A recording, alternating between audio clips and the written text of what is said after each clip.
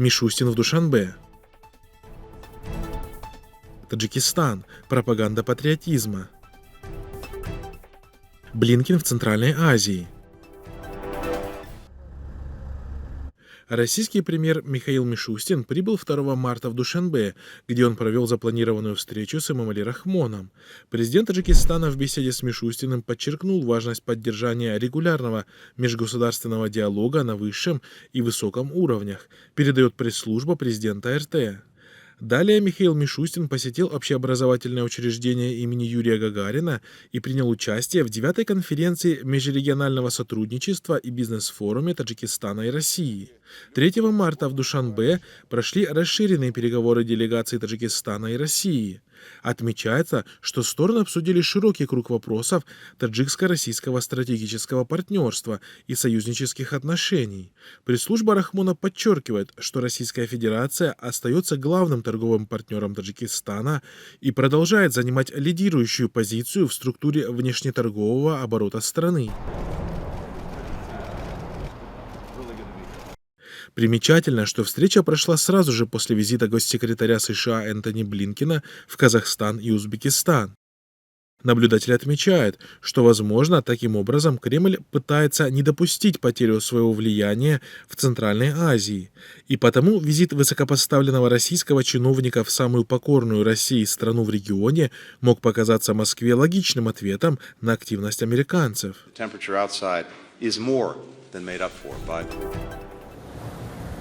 В Национальном музее Таджикистана в Душанбе прошла конференция под названием «Патриотическое воспитание граждан. Фактор сплоченности нации». Об этом 1 марта сообщает Хавар.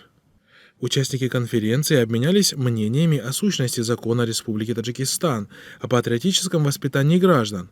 Патриотизм – это моральный, политический и социальный принцип, подлинным содержанием которого является любовь и верность Родине, готовность ставить государственные интересы выше своих личных, поскольку патриотизм – это эмоциональное отношение к Родине, выраженное в верном служении и защите ее рубежей, говорится в сообщении. Конференция была организована по инициативе Национального музея Таджикистана, Комитета по делам молодежи и спорта при правительстве РТ, Союза молодежи Таджикистана и Федерации независимых профсоюзов Таджикистана. Напомним, 24 декабря 2022 года президент Эмомали Рахмон подписал указ о патриотическом воспитании граждан, после чего во всех сферах общества началась кампания по пропаганде данного закона с участием Комитета по делам женщин, Комитета по делам религии, Молодежного комитета, районных управ, представителей городов, преподавателей, а также духовенства.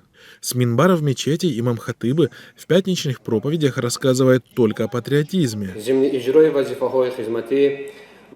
Стоит отметить, что инициатором принятия закона о патриотическом воспитании граждан является Рустами Эмомали, мэр столицы, председатель Маджлиси Милли и по совместительству сын президента Рахмона. Наблюдатель отмечает, что данная инициатива является очередной попыткой режима консолидировать население вокруг существующей власти, которая, впрочем, как и прежние, вряд ли приведет к ожидаемым результатам.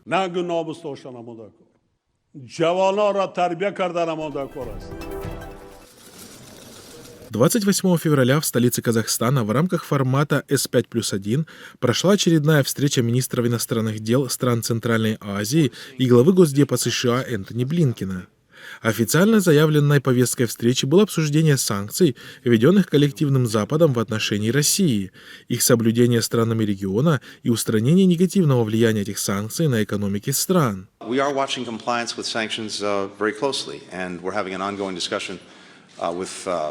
A number of countries, including our C5 partners, on the economic spillover effect. Заявил Блинкен на пресс-конференции по итогам состоявшейся встречи с официальными лицами государств Центральной Азии. США будут компенсировать странам-партнерам России убытки из-за санкций, поскольку все страны региона так или иначе зависят от торговых отношений с Россией. Наложенные на РФ санкции бьют и по их экономике. В США это понимают и обещают компенсировать последствия, заявил в Астане глава внешнеполитического ведомства США. Он также объявил о выделении 25 миллионов долларов нового финансирования на поддержку экономического роста, в том числе на создание новых торговых маршрутов и помощь бизнесу в поиске новых экспортных рынков, в дополнение к 25 миллионам долларов, которые администрация президента США уже выделила региону. После Блинкен провел запланированную встречу с правительством Казахстана и президентом Токаевым, а на следующий день он посетил Ташкент с официальным визитом.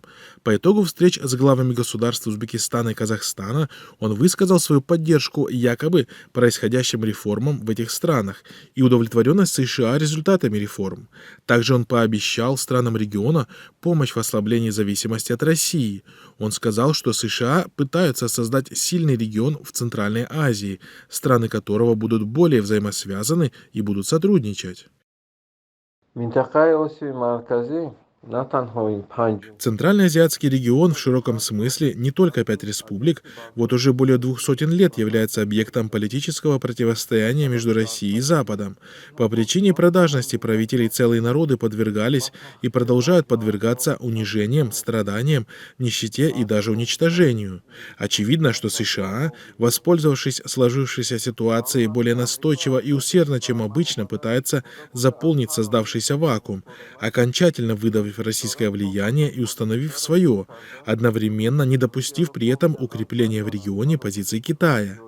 Выбор Казахстана и Узбекистана для этой цели не случайен, так как именно эти две страны являются ключевыми в регионе и менее зависимы от России, чем остальные, считает таджикский блогер Абдулло Аббосов.